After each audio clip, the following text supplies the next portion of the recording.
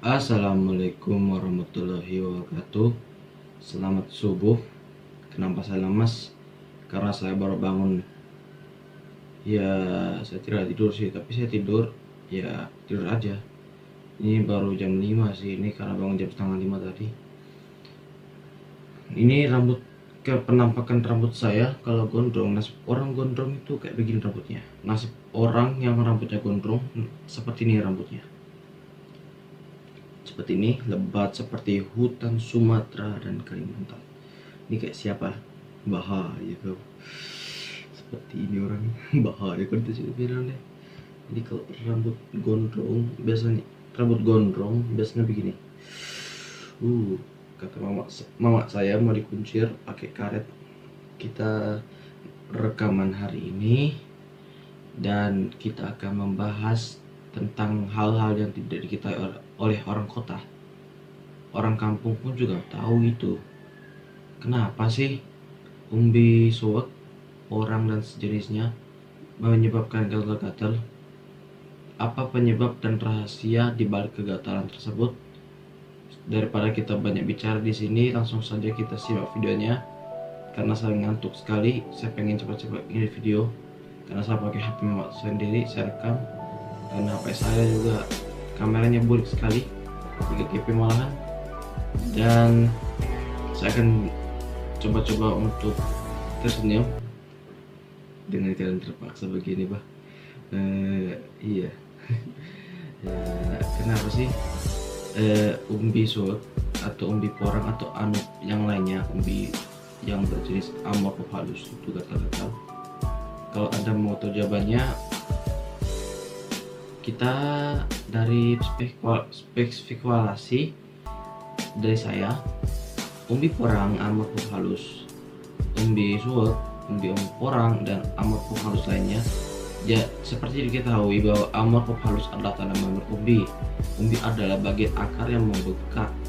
Itu contekan dari buku prakarya ya, prakarya kelas 8 itu loh, 8 SMP. Jadi umbi adalah bagian akar tumbuhan yang membengkak dan juga berfungsi sebagai pencadangan makanan. Seperti punuk unta lah, kalau dia menyimpan makanan di sebagai cadangan lemak di lemaknya di punuknya. Jadi lemaknya itu simpan makanan. Seandainya kalau manusia punya punuk, pasti gak perlu lapar lagi. Cacing di perut pun gak perlu was-was kalau dia lapar, karena sudah ada cadangan makanan di punuk-punuk. Seadanya, tapi bahaya kan punuk naik dengan tumor kayak bengkak-bengkak kayak apa, kayak kutil kayak. Kita kembali ke topik bahasan.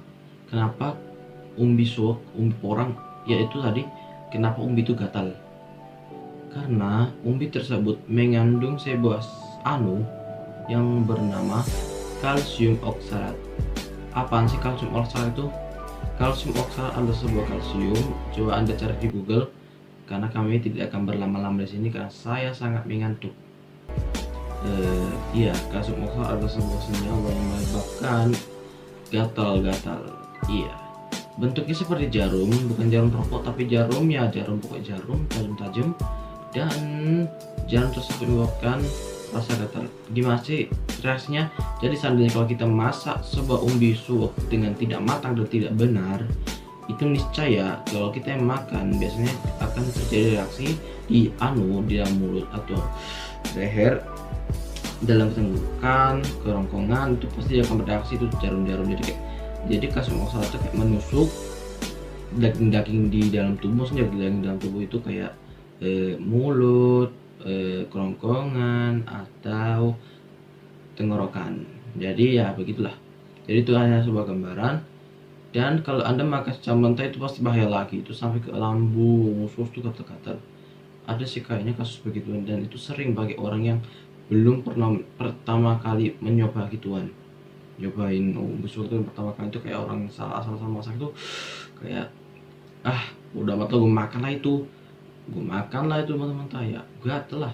Gue belum pernah nyoba sih, jadi saya nggak pernah merasakan nggak pernah merasakan penderitaan gituan. Jadi saya belum pernah ngerasain penderitaan gitu, tapi saya pernah kena getahnya umbi.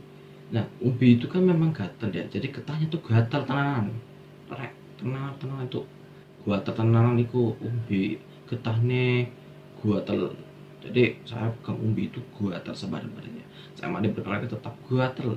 Ya setelah misalkan saya kebal tanaman gituan, kebal apa getah gituan. Cara mencegah getah itu di tangan Anda, di ban Anda tuh kami saya sendiri akan membaluri tanah dengan air atau tanah saja supaya itu gatal-gatalnya hilang, itu getahnya hilang juga. Itu saya coba sendiri, kalau nggak percaya itu cuma pengalaman saya saja. Tapi kalau ini kasus masalah ini, kalau Anda ingin mengonsumsinya, biasanya orang-orang tua zaman dulu, ada kakek saya cerita atau orang-orang tertentu cerita yang pernah masuk suwuk, dia bilang umbi suwuk itu harus direbus, dipotong dulu, direbus berapa jam dengan air. Ya nah, mungkin lah nggak rebus nggak pakai air, itu rebus apaan cuy? Ya pokoknya nggak usah pakai air sampai mendidih, sampai itu umbinya rasa kayak supaya kalsium oksalnya terlarut dalam air. Nah, baru dibikin kue, dibikin makanan gitu kan.